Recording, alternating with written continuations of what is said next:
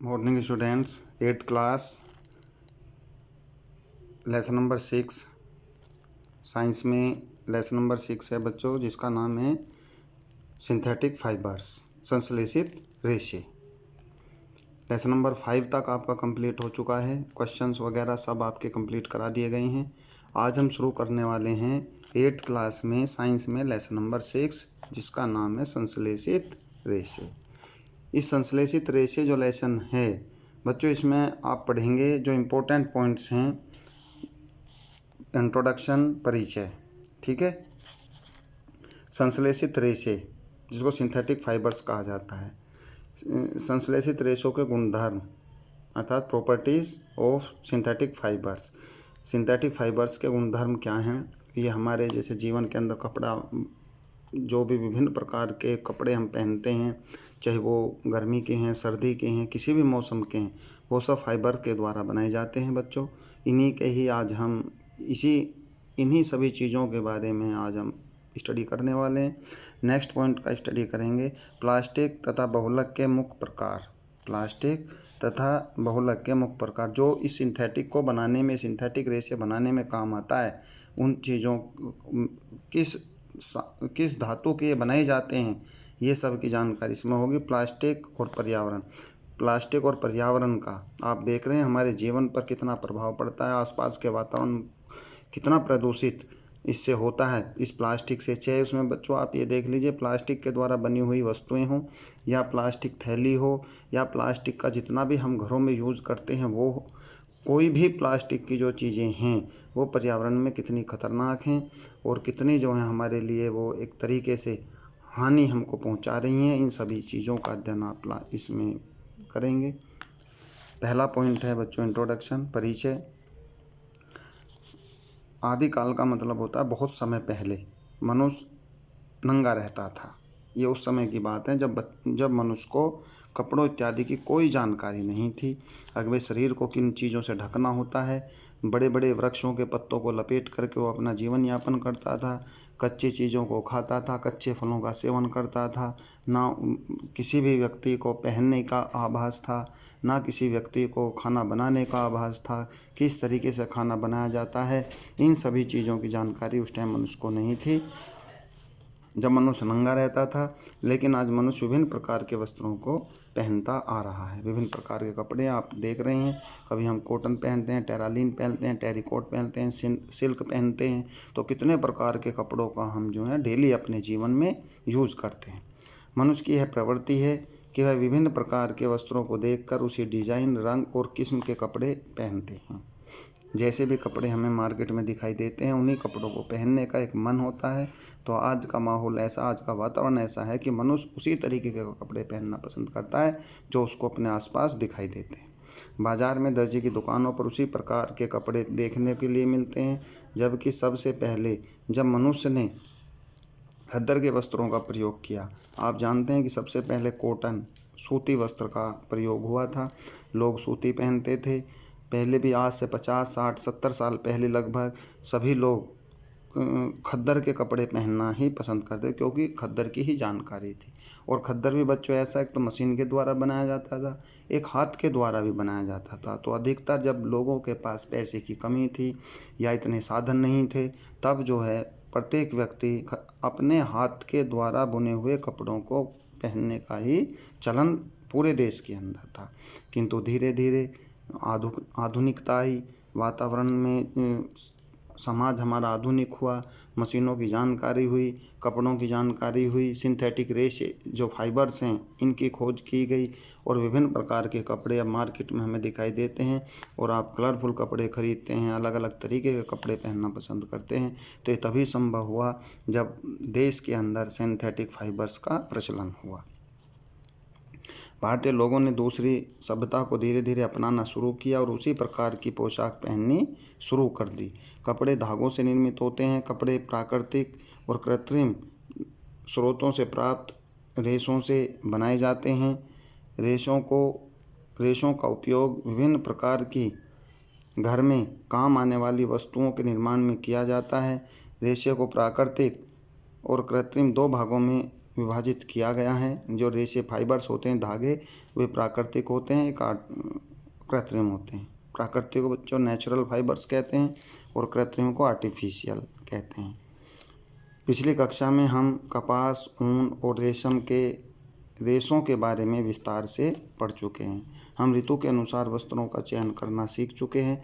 संश्लेषित रेशे मनुष्य द्वारा बनाए जाते हैं। संश्लेषित रेशे मानव निर्मित रेशे भी कहलाते हैं।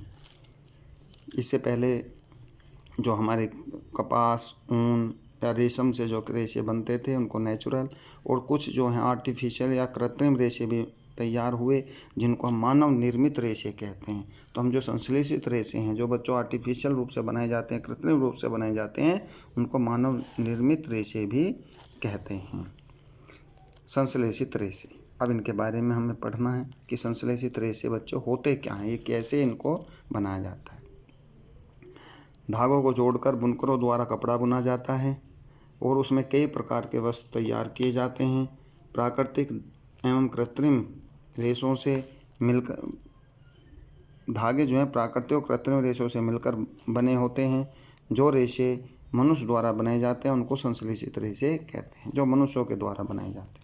रेयान, अब एक रेयान, ये सब कपड़ों के बारे में आपको बताया जा रहा है कि रेयान क्या चीज़ है। रेशम का कीट रेशम प्रदान करता है। ठीक है बच्चों, रेशम के कीट से रेशम प्रदान होता है। सबसे पहले चीन से रेशम के रेशे तैयार करके वस्त्र बनाए गए। ये वस्त्र बहुत महंगे होते हैं, परंतु ये बहुत सुंदर और सजे हुए लगते हैं। ठीक है बच्चों, ठीक है, चलिए आगे।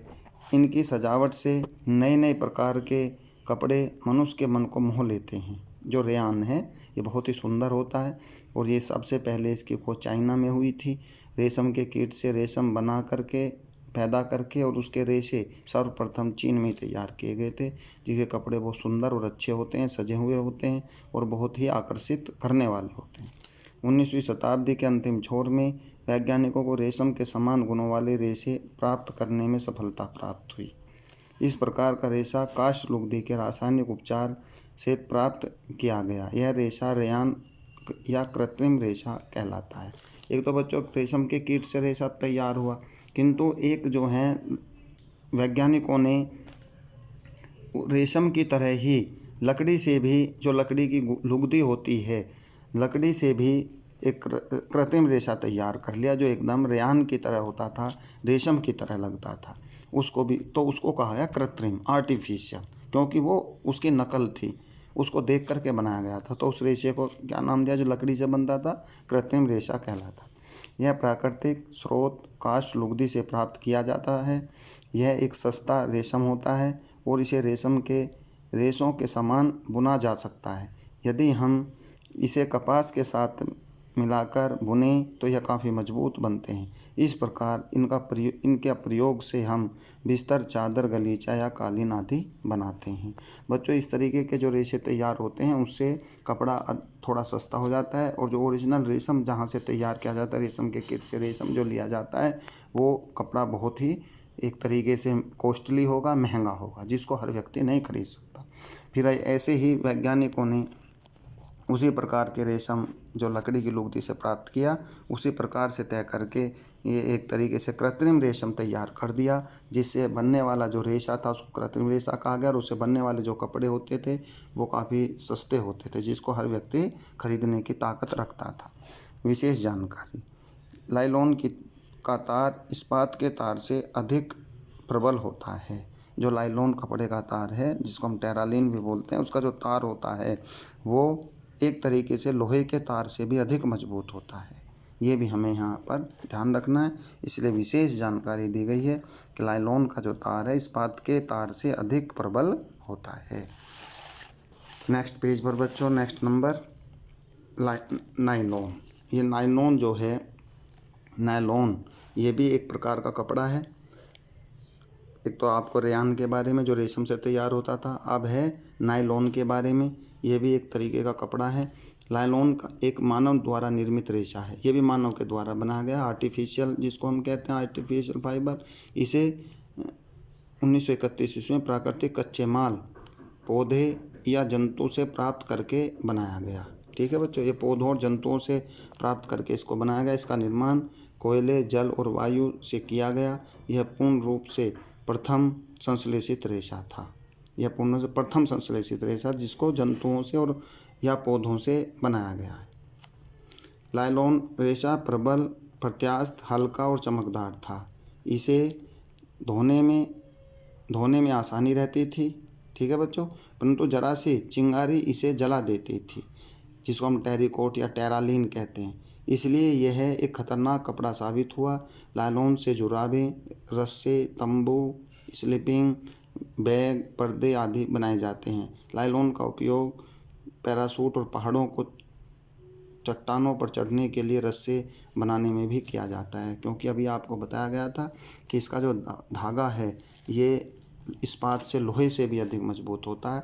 तो इसको पहाड़ों पर चढ़ने के लिए, चट्टानों पर चढ़ने के लिए, टेंट बनाने के लिए या कुछ ऐसी जो लाइलॉन से सॉक्स इत्यादि बनाने के लिए, रस्से बनाने के लिए इसका प्रयोग किया गया। जो प्लास्टिक रेशे होते हैं, प्लास्टिक के जितनी भी रस्सियाँ आती हैं इसमें लाइलॉन का तार लगा हुआ होता है, जो काफ़ी स्ट्रॉन्ग होती है, मजबूत होती हैं, ये आप जानते हैं। प्रयोग नंबर 1, ये इसके बताए गए हैं किस तरीके से इसको बनाया गया, कैसे इसको क्या किया गया है। इस तरीके से इसको जो है एक आर्टिफिशियल जो इसका फाइबर्स है उसके बारे में इसको बता दिया गया, ठीक है बच्चों। अब है नेक्स्ट नंबर पॉलिएस्टर और एक्रिलिक। पॉलिएस्टर भी एक कपड़ा आया था, आप जानते हैं। इसको रेशम हो, लाइलॉन हो, पॉलिएस्टर हो,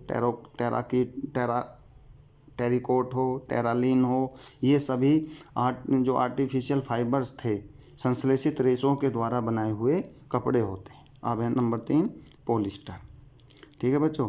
तो इस तरह से जो हैं ये विभिन्न प्रकार के कपड़ों की खोज, विभिन्न प्रकार के जो रेशे थे, फाइबर्स थे, इनको तैयार किया गया कृत्रिम रूप से, और इनको जो है इनसे विभिन्न प्रकार के चमकीले आकर्षक कपड़ों का निर्माण किया गया, जिसको हम आज भी यूज़ करते हैं। ये नंबर 3 पॉलिएस्टर बच्चों नेक्स्ट वीडियो में आपको भेजा जाएगा, और ये आपको बताया जाएगा कि पॉलिएस्टर या ये इसकी विशेष जानकारी आपको नेक्स्ट वीडियो में दी जाएगी। Thank you.